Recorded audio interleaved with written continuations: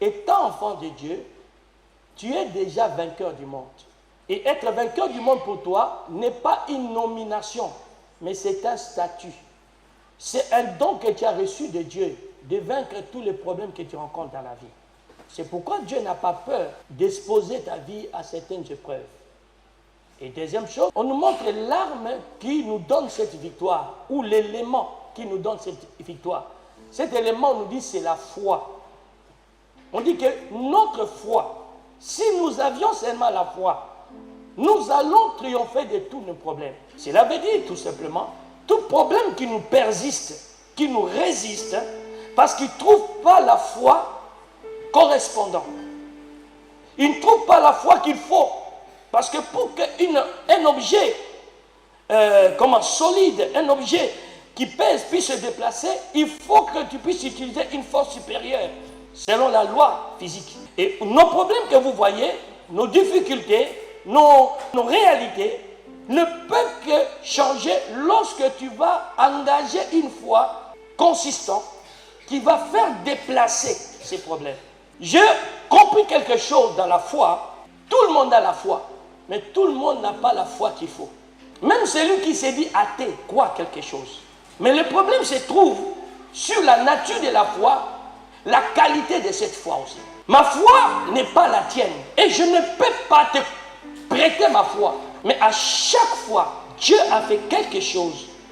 Il ne s'est pas tiré simplement à lui seul la gloire. Il a toujours loué aussi la personne qui a bénéficié de ce miracle. En disant ceci, ta foi t'a sauvé. C'est-à-dire, il y a la foule qui me suit, il y a du monde qui est là, il y a des gens qui me sollicitent, mais toi tu te distingues d'eux parce que tu as manifesté la foi, parce que tu as engagé la foi.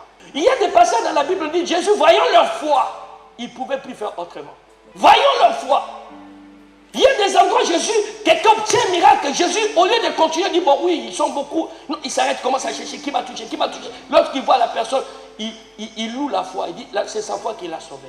Voyez-vous, donnez à Dieu l'occasion de faire éclater sa gloire au travers de vos problèmes.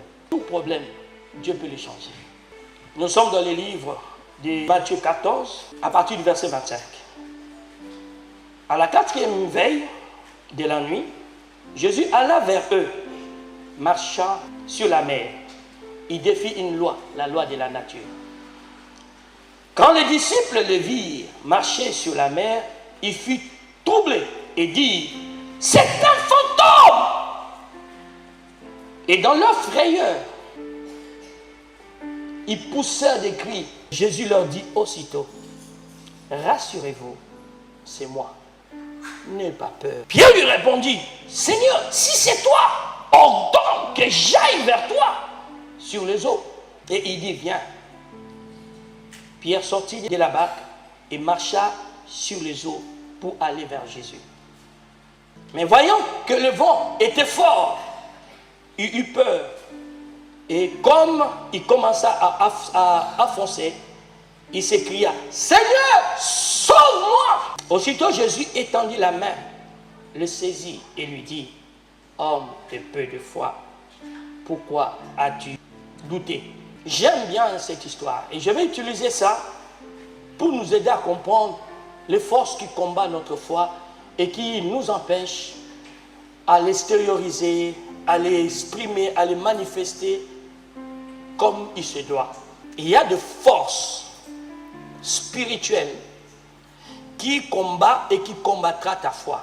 Aujourd'hui, j'aimerais d'abord te faire comprendre le pourquoi de ça et comment le diable utilise ses forces. Nous sommes dans une situation où nous voyons une personne humaine, portant la chair, le corps comme moi, physique, défier une loi, la loi de la pesanteur, en marchant sur l'eau.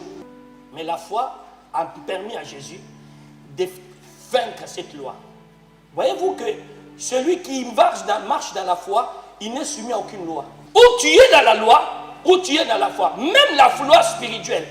Celui qui marche dans la foi n'est plus soumis à cette loi-là. Et Jésus marche. Et quand les hommes qui étaient habitués avec lui ont constaté cela, ils ont douté de lui. Ils ont dit, ce n'est plus le monsieur là. Là, c'est un fantôme. Il s'est mis à crier. Et Jésus leur rassura. Il dit non, c'est moi. Et l'un d'eux, il dit si c'est toi, ordonne que je marche. Jésus dit, come on. La Bible dit, cet homme bien-aimé, c'est un acte de bravoure. Hein? Il ose quitter la barque et marcher sur l'eau. Il a fait quelques pas. Maintenant, le problème de Pierre, c'est quoi? Pierre, c'était un ancien pêcheur. Il connaît cette loi que personne ne peut marcher dans l'eau. Les choses qui peuvent marcher, survoler ou marcher, naviguer, doivent avoir un creux et un trou pour que ça ne soit pas tiré par la loi de la gravité. Mais Pierre n'a pas ça. C'est un expert. Cela veut dire quoi? Pour que Pierre marche dans l'eau, il a dû renouveler ses pensées. Vous n'arrivez pas à vivre de miracles avec Dieu parce que vous restez borné à ce que vous vivez tous les jours et que vous connaissez tous les jours. C'est comme ça que Jésus a dit, répentez-vous, ça dit changez votre manière de penser. Pour croire, pour avoir la foi qu'il faut. Tant que vous aurez la foi et le raisonnement que vous avez, vous aurez du mal à croire que Dieu peut accomplir un miracle dans votre vie. Pierre marcha. Et tout d'un coup, le vent s'est mis à souffler très fort. Et la mer était agitée. Pierre commence à s'enfoncer, il cria. Mais la Bible donne la raison pour laquelle il commence à s'enfoncer. On dit parce qu'il a eu peur. Maintenant, essayons de réfléchir 2 minutes. Qu'est-ce qui avait changé quand Pierre marchait sur l'eau et quand il y a eu le vent? L'eau, avant le vent, n'était pas liquide. Quand le vent a soufflé, est devenu liquide. Ou quelque chose. Qu'est-ce qui a changé en fait? Avant le vent, il marchait sur l'eau. Et quand le vent s'est soufflé fort, il commençait à s'enfoncer. Qu'est-ce qui avait changé? C'est ni l'eau, ni Jésus qui était là. C'est la mentalité de Pierre. Je répète, c'est ni l'eau, ni Dieu.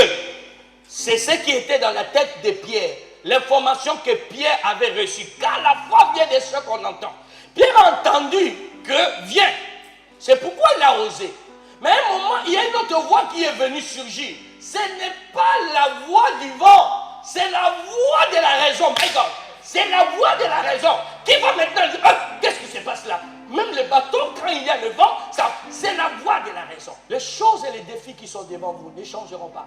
Et Dieu non plus ne changera pas. C'est à toi de changer. L'eau n'a pas changé. Ce n'est pas parce qu'il y a du vent, l'eau devient plus dangereuse. Il marchait sur le même mot. Et c'est comme ça, vous voyez, des personnes qui ont marché un certain temps avec Dieu, d'une manière, aujourd'hui ne marchent plus de cette même manière qu'ils ont marché à une époque. Et dans l'époque là avant, ils avaient des résultats positifs. Et aujourd'hui, ils sont devenus oisifs, stériles. Mais ils continuent à nous fréquenter, ils continuent à venir à l'église. Mais simplement, ils ont arrêté de croire comme ils devaient croire. C'est bien de dire que Jésus existe. La Bible dit, le diable aussi sait que le Dieu existe. Lui, il tremble. Écoutez-moi, cher frère. Le Dieu que tu as donné ta vie au commencement n'a pas changé. Le problème que tu as aujourd'hui ne dépasse pas ce que tu avais auparavant, avant de le rencontrer. Ce qui a changé, c'est ta foi. Les difficultés que tu rencontres aujourd'hui ne va pas changer la souveraineté ni la toute-puissance de Dieu. Dieu reste le même. Car en lui, il y a un changement du ombre de variation. Dans le temps passé, il a permis aux femmes comme Sarah de concevoir. Dans ce même temps, nous voyons nos sœurs, surtout celles qui avaient plus de déjà 40 ans, tomber enceintes. Et celles que les médecins disaient, il faut l'aide médicale, hein, parce que là, on ne comprend plus rien. Elle dit non, ou Dieu donne, ou je reste dans cet état. Mes amis, les problèmes que nous rencontrons aujourd'hui, des chômages, les problèmes que nous rencontrons aujourd'hui, des divorces, les problèmes que nous rencontrons aujourd'hui, des maladies, ont existé même avant que nous soyons là. Et le Dieu qui donnait des solutions à l'époque à ces problèmes n'a pas non plus changé. Il est le même hier, aujourd'hui et éternellement. Mais ce qui change en réalité, c'est vous, c'est moi. C'est notre foi qui change. Et c'est là que j'ai écrit dans mon message ceci. La foi est une force pas statique, mais une force dynamique ou qui est tout le temps en mouvement. Elle peut grandir comme elle peut se régresser. Ta foi n'est pas une force statique. Tu as cru que ta foi est statique. Et c'est là que tu as commis la plus grosse erreur. Elle t'est donnée comme une semence que tu dois développer comme une plantation. Mais elle peut aussi régresser. Écoutez, pourquoi as-tu peur, Jean, de peu de... Cela veut dire quoi? Que la foi qu'il a eue, l'audace qu'il a eue au départ, était plus grande que celle qu'il a eue pour continuer sa marche. Un homme de Dieu dira la foi de courte durée. Je crois pour un moment, mais je ne suis pas capable de croire jusqu'au bout. Et vous savez ce qui est dommage? Quand les chrétiens ne croient plus, ils rendent responsable le diable. Ah, j'ai besoin de délivrance. J'ai des liens ancestraux. Oh, la Bible dit si quelqu'un est en Christ, c'est une nouvelle création. L'église des ancêtres a disparu. Il y a deux sortes d'hommes sur terre.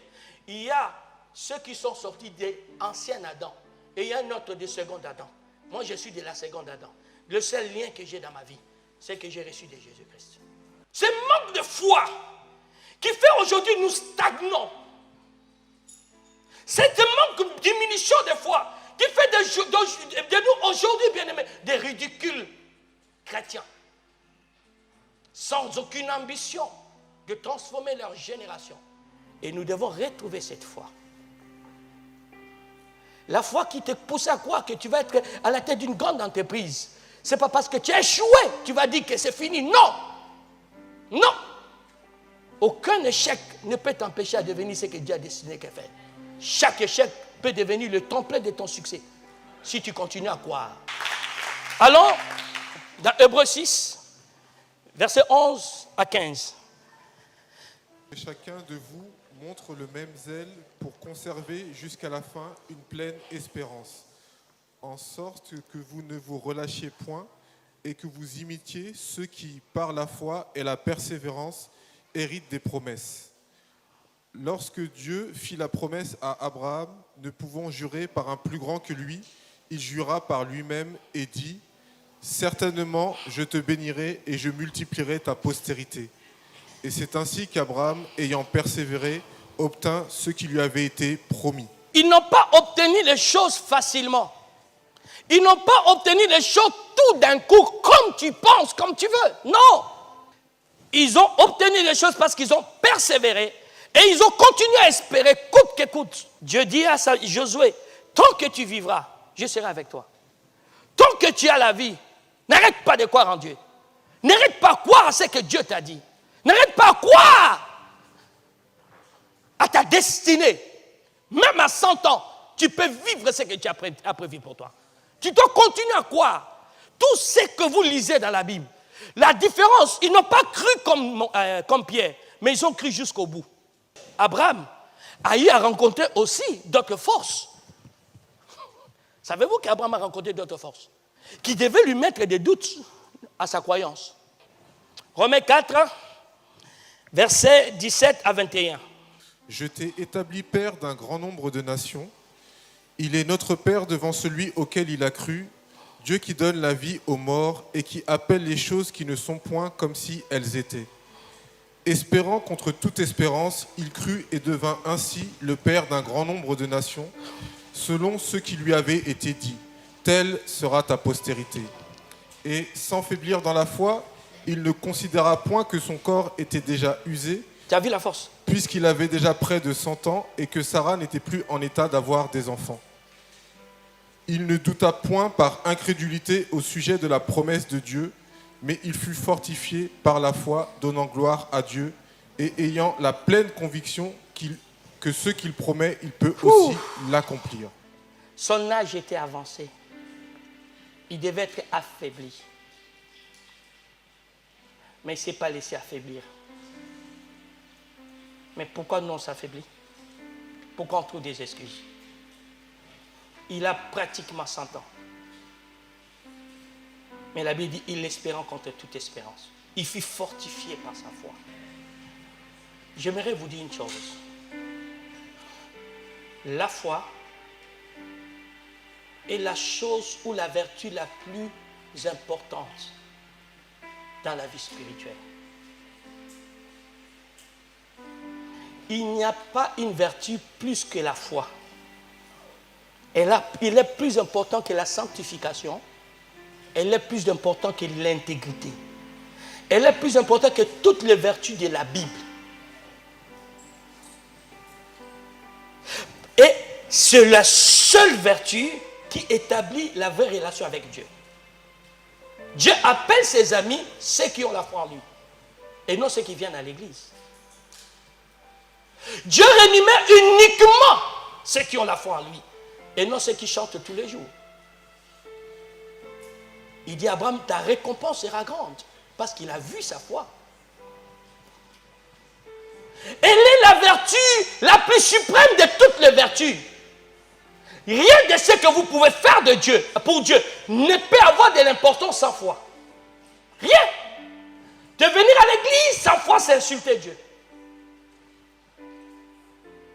Marcher dans la sanctification sans foi, c'est la religion. C'est le soubassement de toutes les vertus. La fondation sur laquelle toutes les vertus de Dieu se posent. Vous êtes dans 2 Pierre, chapitre 1, à partir du verset 5. À cause de cela même, faites tous vos efforts pour joindre à votre foi la vertu, à la vertu la connaissance, à la connaissance la maîtrise de soi, à la maîtrise de soi la patience, à la patience la piété, à la piété l'amitié fraternelle, à l'amitié fraternelle l'amour. Car si ces choses sont en vous et y sont avec abondance, elles ne vous laisseront point oisifs ni stériles pour la connaissance de notre Seigneur Jésus-Christ. Voyez-vous, ça vous restera pas oisif. Qu'est-ce qu'on nous dit? Toutes les autres vertus-là ne sont que de murs, d'élévation, de toit, de tout ça. Mais la fondation sur laquelle votre maison spirituelle est bâtie s'appelle la foi. Donc si j'ai toutes les vertus, je n'ai pas la foi réelle, toutes ces vertus ne tiennent plus. Il suffit d'une petite tempête, c'est fini.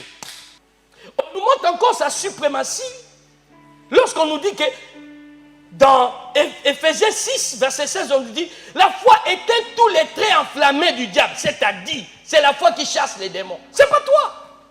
Voici les miracles qui accompagneront ceux qui auront cru. À mon nom, ils chasseront les démons. C'est pas toi. Alléluia. Parce que la puissance, tout ce que vous attendez là que Dieu fasse avec vous, il suffit seulement d'engager la foi. C'est fini. D'autres suprématies de la foi, j'ai vu, la foi te donne la domination, le pouvoir d'assujettir tout problème, même le royaume. Hébreux 11, verset 31.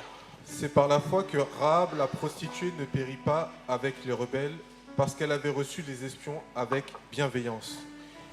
Et que dirais-je encore, car le temps me manquerait pour parler de Gédéon, de Barak, de Samson, de Jephthé, de David, de Samuel et des prophètes qui, par la foi, vainquirent des royaumes, exercèrent la justice, obtinrent des promesses, fermèrent la gueule des lions, éteignirent la puissance du feu, échappèrent aux tranchants de l'épée, guérirent de leurs maladies, furent vaillants à la guerre, mirent en fuite des armées étrangères. On dit, par la foi, ils vainquirent les royaumes. Le royaume veut dire quoi? Le mot royaume peut être changé par puissance. Dieu qui nous a délivrés de la puissance de Satan. Et le monde dans lequel vous vivez est sous le régime des puissances. Il y a des puissances de l'eau, il y a des puissances de l'air, il y a des puissances de la mer, il y a des puissances des forêts. Donc, vous êtes régi. Et il y a la puissance économique. Ça a un pouvoir. Mais celui qui a la foi est capable d'assujettir, de dominer sur toutes ces puissances. La foi que nous négligeons est une arme spirituelle. La force supérieure. C'est comme ça le diable sait son importance. Et il les combat. C'est toi qui ignores l'importance de la foi. Mais le diable sait. S'il démonte ta foi, il est tranquille. Mais tant que toi, tu auras la foi qu'il faut, tu vas faire des ravages. Tu vas dépouiller son armée. Parce que ta foi à toi ne s'arrête pas qu'à toi, sauf beaucoup d'autres personnes. C'est ça le problème avec la foi. Elle ne s'arrête pas à toi. Tu ne seras jamais le seul bénéficiaire de la foi.